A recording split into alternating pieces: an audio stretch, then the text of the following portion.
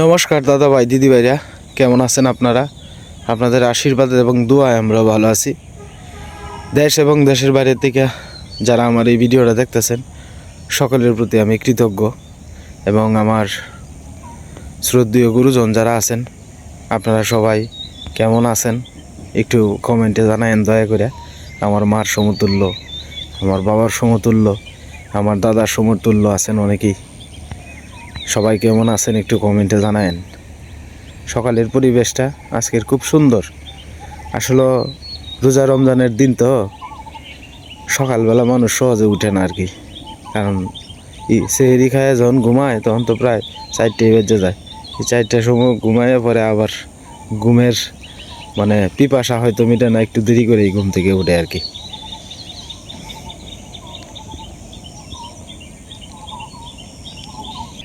মরিচ গাছে কত সুন্দর ফুল ফুটছে। তো যাই হোক দাদা ভাই দিদি ভাইরা, আমি আপনাদের কাছে কিছু কথা শেয়ার করবো আর কি। কথাটা হলো গিয়ে যে আমি আজ থেকে প্রায় 2 মাসের মতো হইব আগে একটা মসজিদের কাজে হাত দিছিলাম আর কি। তো আমি যে বাজারে ব্যবসা করি এই বাজারের পাশেই আমার পাশের দোকান আর কি। ওনার সাথে আমার মোটামুটি একটা ভালো সম্পর্ক। উনি আপদ বিপদে দেখা গেছে যে উনি মোটামুটি আমারে সহযোগিতা করে। আপদ বিপদ বলতে মনে করেন যে আমি যখন শুরুতে দোকান দিয়েছিলাম তখন উনার তো রুগী হইতো ভালো, সারাদিনে 20টা 25টা। তো উনি কিন্তু আমার প্রেসক্রিপশনের যে শর্ট আইটেমগুলো, এই আইটেমগুলো আমার কাছ থেকে এক রুগীরে দিয়ে নেওয়াইতো আর কি। এটাই আমার কাছে অনেক কিছু আর কি। যদিও মনে করেন যে সারাদিনে 1000 টাকার ওষুধ বেচলে ওনার প্রেসক্রিপশনের এগুলোর মধ্যে লাভ হয় সর্বোচ্চ হইলে 40 থেকে 50 টাকা। তো যাই হোক, এরপরেও উনি আমার যথেষ্ট সাপোর্ট দিছে, বলে দিছে রুগীরে যে এই দোকানটা ওষুধটা পাইবেন নিয়ে যান গা এটার থেকে। তো যাই হোক, ওনার প্রতি আমি চিরকৃতজ্ঞ। তো ওনার যে মসজিদটা ছিল, এই মসজিদটার মনে করেন যে আপনার 3 সেট মসজিদ আর কি। তো আমি চেষ্টা করছি মনে করেন যে এই মসজিদটা, আমি মনে প্রাণে যারা বিশ্বাস করি, আমাদের হিন্দু ধর্মের রয়েছে হলো গিয়া মন্দির, মুসলিম ধর্মের রয়েছে মসজিদ, আর খ্রিস্টান ধর্মের রয়েছে গির্জা, এবং অন্যান্য ধর্মের দ্বারা যে পালন করে। তো মনে করেন যে আমি সব কিছুর মধ্যে কিন্তু আমি সম্মান করি, বুঝছেন। আজকে যদি আমার ভিতরে রেসপেক্ট না থাকতো, যদি সম্মান না থাকতো, তাহলে তো আমি এই মসজিদের কাজে যাইলাম না। আমি গেছি, আমার একটা দীর্ঘ বিশ্বাস আছে যে যেহেতু এটা ভগবানের ঘর বা আল্লাহর ঘর, এগুলা তো মনে করেন যে ধর্মীয় যেহেতু কাজ, এগুলার মধ্যে মানুষের সাড়া হয়তো কম বেশি পাওয়া যাইতে পারে। আর আমি মূলত টার্গেট নিছিলাম হলো কি জানেন, আমার কাছে যেটা বলছিল যে 1,30,40,000 টাকা হইলেই মোটামুটি একটু বাড়ানি যাইব। হ্যাঁ, প্রথম যেটা ইচ্ছা আছে আর কি। আচ্ছা, দ্বিতীয় কথা হইল গিয়া যে যখন মনে করেন যে টাকা আসা শুরু করছে, তখন আস্তে আস্তে তার প্ল্যান চেঞ্জ হয়েছে। প্ল্যান চেঞ্জ হওয়ার কারণ হলো গিয়া 1,30,000 টাকা যে বা 40,000 টাকার যে বাজেটটা ছিল, এই বাজেট তো তখন আর করা সম্ভব না, কারণ টাকা উঠছে 2.5 লাখ 3 লাখ। আমি আরও আগের কথাটা বলতেছি। তো তখন তারা প্ল্যান করলো যে আমরা যদি নিষ্ঠা যদি ঠিক শক্তভুক্ত করিয়া যদি আস্তে আস্তে যতটুকু পারি আমরা উপরের দিকে যদি উঠতে পারি, আজ না হোক 5 বছর পরে হইলেও তোকে আমরা অন্তত পক্ষে ছাদের একটু সিস্টেম করতে পারবাম। তো নিচটা শক্ত করবার গিয়া দেখা গেছে যে নিচে মনে করেন যে অনেক টাকা চলে গেছে। তো এখন পর্যন্ত সম্ভবত আমি সেই দিন যে গিয়েছিলাম, তো দেখছি আস্তে আস্তে এই 2-2.5 ফুট পর্যন্ত উঠছে আর কি। মেস্তুরি কাজ চলমান আছে। এখন যেহেতু রোজার মাস, যে ব্যক্তি কাজ করে তারা রোজদার মানুষ আর কি, এই আস্তে আস্তে কাজ করতেছে আর কি। তো যাই হোক, এখন বর্তমানে মনে করেন যে আপনারা এই মসজিদের জন্য যতটুকু সহযোগিতা করছেন, এটা বললে বলার কোনো ভাষা নাই। মনে করবেন এখন পর্যন্ত আমার কাছে প্রায় ইমাম সাহেব এবং মজ্জাম সাহেবের টাকা ছাড়া প্রায় 4,27,000 টাকার মতো আসছে আর কি। 4,27,000 টাকার মতো। তাই আমার চ্যানেলে তো আপনারা জানেনই ভিউ হয় না বেশি। হ্যাঁ, ক্ষুদ্র সংখ্যক লোকে আমার ভিডিও দেখে। তো আমার মতো ব্যক্তি যে এই মনে করুন যে একটা মসজিদের কাজে দৌড়িয়া এত দূর যে আজ্ঞায় যেতে পারবো, আমি এটা কল্পনাও করছি না। আসলে আমি মনে প্রাণে চাইছি যে মসজিদের কাজটা হোক, একটা মানুষ যাতে সুন্দরভাবে নামাজ পড়তে পারে, বৃষ্টি বাদলের দিন আইলে যাতে এনে বৈশা আল্লাহর ঘরে বৈশা যাতে একটা মানুষ মনে করেন যে আল্লাহরে স্মরণ করতে পারে। আমার ভিতরে এইটা ছিল।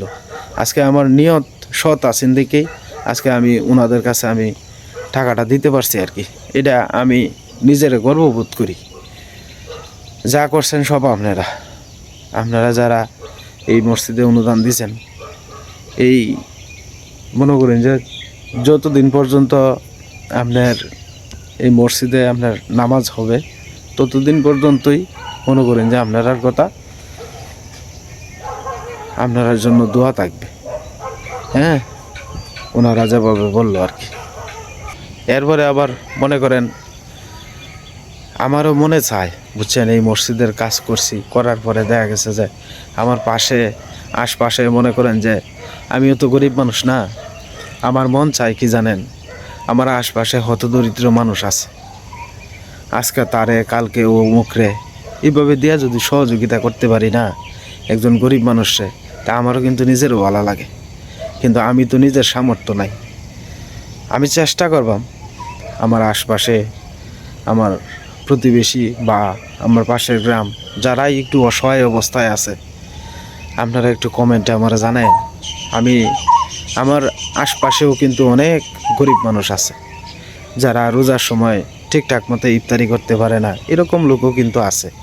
তা আমারও কিন্তু মনে চায় যে একজন মানুষে আমি কিন্তু আপনার কে হিন্দু কে মুসলিম এটা বিশ্রাই না, আমি বিশ্রাই শুধু উনি একজন মানুষ, আমি এইটুকুই বিশ্রাই। হিন্দু মুসলিম মিলাই, বৌদ্ধ খ্রিস্টান সব কিছু মিলাই আমাদের সমাজ, আমরা একজন মানুষ, এটাই চিন্তা হইব। আমার হাত কাটলে যে রক্তটা বাড়িব, একজন মুসলিম ধর্মের ভাইয়েরও কিন্তু 8টা কাটলে সেম একই রক্ত বাড়িব, একজন বৌদ্ধ ধর্মের ভাইয়ের 8টা কাটলে কিন্তু একই রক্ত বাড়িব। আমাদের মধ্যে কোনো ভেদাভেদ নাই। আপনারা কইলে হয়তো বিশ্বাস করবেন না, আমার বয়স যখন 5 বছর, এই 5 বছর বয়সে আমার মা দেখা গেছে যে অনেক সময় শরীরের মধ্যে টুয়া উঠতো, অথবা ধরেন আপনার লাউ গাছের লাউ ফসা ধরে আলতো, গাছ বেশি বাড়তো না। তখন মনে করেন যে আপনার মা কইতো যে মসজিদে শুক্রবারে জুম্মা করতে গিয়া মসজিদ থেকে উতার ফরা লইস গিয়ে। তা আমরা যখন একটা জগের মধ্যে অথবা একটা মগের মধ্যে আপনার জল লইয়া যাইতাম, তখন মসজিদ থেকে যখন নামাজ শেষে আপনার যে মুসল্লিরা বাড়িত, প্রত্যেক মুসল্লি মনে করেন যে বিসমিল্লা বললা একটা ফু দিয়া যাইতো। তখন এই যে আপনার মগ ভরা যে আপনার পানির যে আপনার পাত্রটা আছে, এই পাত্রটা না ধরেন কেউ শরীরও দিছি সিডা, মানে আমরা ছোটোবেলা দেখছি যা, এরপরে আপনার গাছের মধ্যে দিছি। আমরা মনের একটা বিশ্বাস আছে যে উতার ফরা দিলে যে কোনো সমস্যা হইতো, গরু ধরুন দুধ দিতেছে না ঠিক মতে, লাথি মেরে ধরে, এটাও কিন্তু আপনার উতার ফরা দিলে অনেক সময় কিন্তু খাজে ধরতো। আমাদের একটা বিশ্বাস আছে। তা আমরা তো তখন ছোটোবেলা দেখছি হিন্দু মুসলমানের কোনো ভেদাভেদ ছিল না। হ্যাঁ, সবাই একে একে একজনের বিপদে আর একজন। তা আশা করি যতদিন পর্যন্ত বাচ্চা আছি কোনো দিন হিন্দু মুসলিম কোনো ভেদাভেদ আমাদের মধ্যে থাকতো না। আশা করি তারা আমাদের ভাই। কারণ দেখেন আমরা যে মহল্লার মধ্যে থাকি, এই মহল্লার মধ্যে মনে করেন যে এরিয়াটার ভিতরে থাকি, আমরা এই এরিয়ার ভিতরে মনে করেন আমরা গুটি কয়েক হিন্দু, আর আমাদের চারপাশে যা আছে সব হচ্ছে মুসলিম সম্প্রদায়ের। উডা বসা যা কিছু আছে সব তারার সাথে। আজকে আমাদের সাথে যদি তারা ভালো কিছু না করতো, আমার ভিডিওর মধ্যে তো আজকে 2-2.5 বছরের ভিতরে আপনারা দেখলেন যে অমুক আমাদের সাথে খারাপ আচরণ করছে। আমাদের আশপাশের যারা আছে, মানে আমরা যে এরিয়ার ভিতরে আছি মোটামুটি, আমি আমারটা বলতেছি, ভগবানের আশীর্বাদে অনেক ভালো আছি। মুসলিম সম্প্রদায়ের মানুষ যারা আছে মনে করেন যে আজকে একটা বিপদে পড়লে আমাদের পাশে ঝাঁপায়া পড়ে, যেটা সত্যি কথা। তো আজকে মনে করেন যে আমার দ্বারাতে যদি একটা মসজিদের কাজ হয়, মনে করেন যে আমি তো উসিল্লা, আপনারাই যা করছেন। তা আমি নিজেরে মনে করেন যে গর্ববোধ করি যে একটা ধর্মীয় প্রতিষ্ঠান আমার দ্বারাতে হইতাছে, আমার ভিতরটা বিরাট ভালো লাগতেছে। সর্বশেষ কথা হইল কি জানেন, আমি যদি একজন মানুষের যদি কিছু দিতে পারি আপনাদের উসিল্লায়, তা আমার নিজের কাছেও কিন্তু ভালো লাগে। আর একজন গরিব মানুষ মনে করেন যে পায়া যে দিছে, তার জন্যও কিন্তু মনে করেন যে আশীর্বাদ বা দোয়া করব সারা জীবন পর্যন্ত, যতদিন মন্ত বাচ্চা আছে।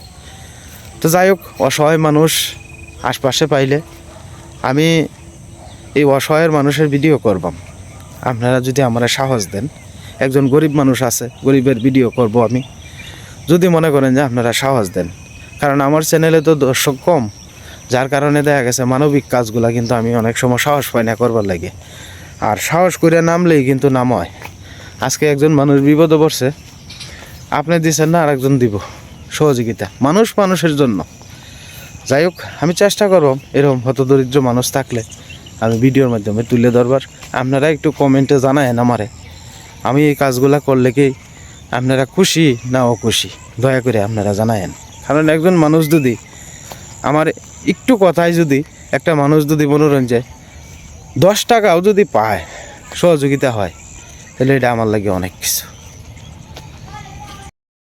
আচ্ছা আচ্ছা, কেরে অত নিরামিষ করে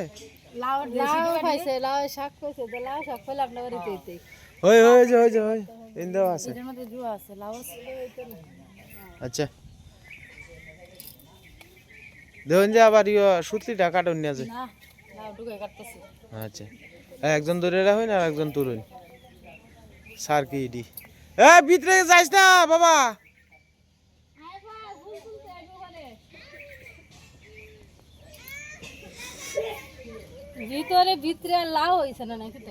এটার ভিতরে কি ছাগল টাগল ঢুকছেন না? এটা সমানে ঢুকাই আছে সারা মারা ছাগলে ঢুকছিন না ভিতরে দিয়ে না, ছাগলে ই কইরা খাইছি। পরে আমি ছাগলটা দৌড়াইছি, মুকুল দাদু ছাগলটা।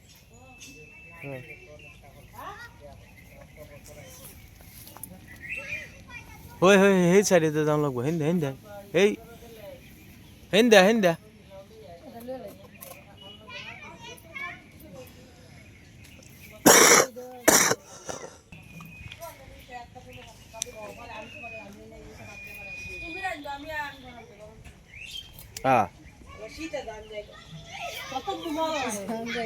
তুই সানিত তো করস না, শীতে স্নান করে না দেখি তো শরীরের মধ্যে শীত লাগে বেশি। স্নান করলে শীত লাগবে, স্নান ওর করে চলে সময় স্নান করে স্কুলে লে যাবে। এই বুড়ি হ্যাঁ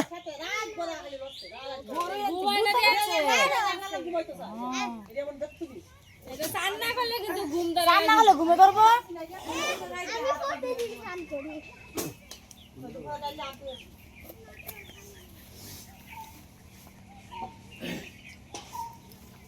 সেদিনকে একটু রুমির মা ফাঁকা নিছি, লাউ হতা ভর্তা হয়েছে। লাউ হতা ভর্তা সব লাগবে, কচি হতা দিতে দুগা দিয়ে ভালো লাগে। আমার কাছে শাক ভাল লাগে, এই যে এইদিকে শাকটা সুটকি দিয়েও ভালো লাগবে, এটাও ভালো লাগবে। তাহলে সুটকি দিয়ে ডালের মধ্যে দিই, ডালের মধ্যে দিয়া হ্যাঁ বেগুন আছে তো দিলে বেগুন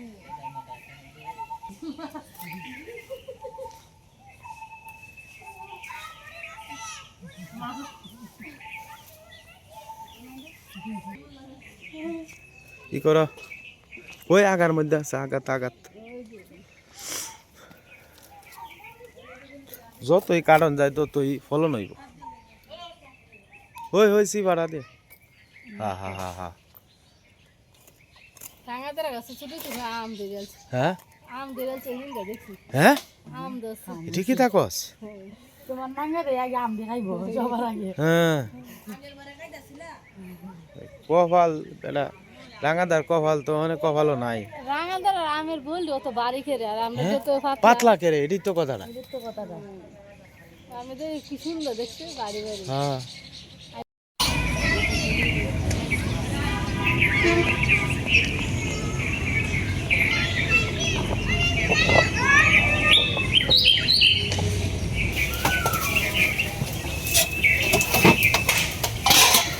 সকাল সকাল আজকে লটুস করবো আর কি।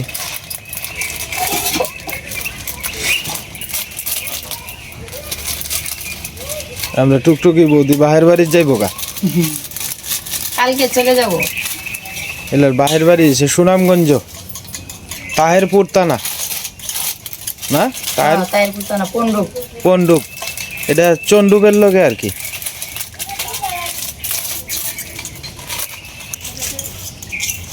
সকালবেলা আটাচুরি করে আইছো? এই মাথার মধ্যে বাড়ি লাগবো, এটা লাগা।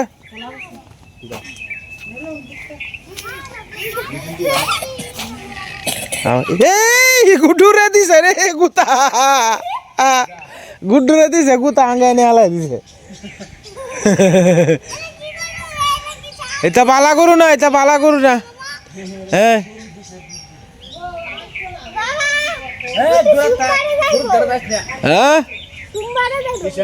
হ্যাঁ হ্যাঁ, আপনার এটা একটা গরু হইলো।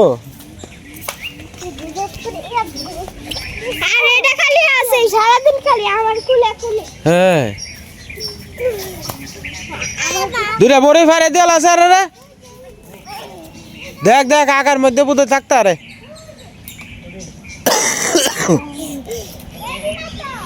বুড়ি ভাইয়ের কুলে উঠছ বুড়ি, কাছাড়ি পারিস না।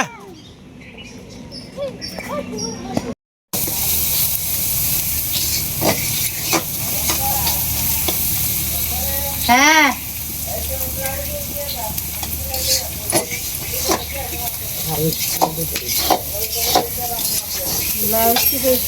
নতুন ব্লাউজ বানাইছি না শাড়ির, কালকে বানাই দিয়েছিলেন আপনার হয়তো ঠিক করে রয়েছে না, লুয়ে বসছি মা বুতের মতন লাগাই দিব। মচিং মচিং করছে আর কি।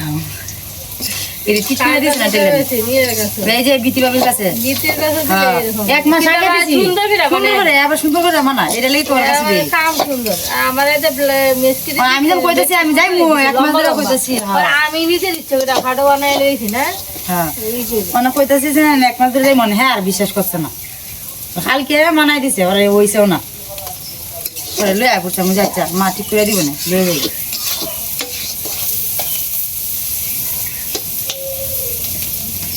আবার জিনিস সুন্দর করে মানা যদি নুডলস হয়ে পড়ছে, এখন নামাই নিব আর কি বৌদি।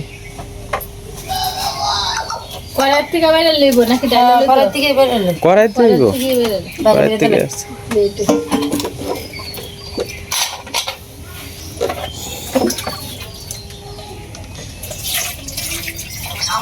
কারা চামচ তো কই ভাই দেখ পাইতাছি না, কারা চামচ এরা দেই না খাওয়ালে লেগে আটা চামচ লাগতো না, হাতেই খাইল বানে। হাতে ফেল লইব। হ্যাঁ হাতি কাটা চামচ বড় হু দাও হু দাও উ দাও ফু ফু। এটা পেঁয়াজ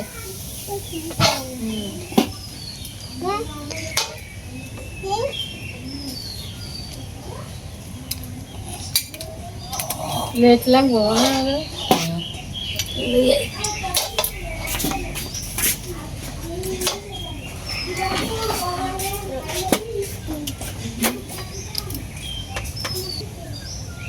হ্যাঁ গেছি আমি। হ্যাঁ পালাই দিছে পয়লা ডেসে, পয়লা ডেস। হ্যাঁ ধন্যবাদ দিছে বাবা। খাও তুমি কিছু খাও, খাও যাও গা ঘরে যাও গা স্টার্ট পরে বসে কাই না নে। আপনার মাথার মধ্যে দুই বাসা বানছে কি? আমি ঘাস কাটতাছি। আপনি খাইন, শালি রান্না করছি, কেমন হয়েছে অবশ্যই বলবেন। কেমন হয়েছে? ধন্যবাদ দেওয়ালে ভালো হয়েছে, গেরাম স্যান্ডউইচে ধন্যবাদ দেওয়া হয়েছে। আর কি কি দিছে আমরা বল? বড় ভাই যাদু আজকে খালি মানে রাও রাও ফুটতাছে না, এটাও আসে।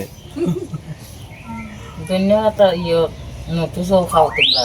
হ্যাঁ সব কিছু খাওয়া যায়, সপ্তাহতে ভালো লাগে ধন্যবাদ। খাও বড় ভাই যা কমায় কমায় খাইতাছে। দেশে গেলে শেষ হয়ে যাবে হ্যাঁ দেশে গেলে শেষ হয়ে যাবে তা আপনি কি শেষ করতেন না দেখি করে না আমরা এমনি দিব না একটু করে লাইন দেখবো আরো আছে খাইলে পরে ব্যাগটাই লাগবো আমার তা আপনি সকালবেলা একটা আয়োজন করে আলতেন তেলে আপনার হালিটা বাড়িতে আইছে 10টা না 5টা না একটা হালি আমি বেলা দুপুরের সময় আয়োজন করিবে সকালে চা বিস্কুট খেয়েছি দুয়ার আয়োজন করবেন বাবা কাশি ট্যাঙ্ক ভালাই দিব দিলে মুরগির ঠেক বাড়াই আমরা গরিবের একটা দিয়ে কিছু আনতে পারিনি হইল সকালবেলা মা এদিকে আপনার লাউয়ের ঢুকা বাঁচতেছে আর কি আর সীমা অন্য কাজ করতেছে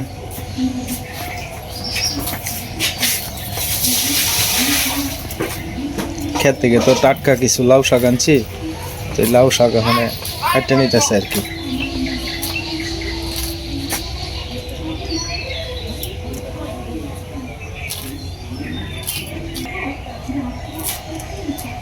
সীমা আজকে কি দিয়া দিয়া শুটকি দিয়ে রানবো না কিতা হ্যাঁ ট্যাংরা শুটকি আছে না হ্যাঁ ট্যাংরা শুটকি দিয়ে রান্না আলু বেগুন আর লাউ ডেটা এটা ভালো এটা লাগবে দিয়ে ভালো লাগবে এটা দিয়েই ভালো লাগবে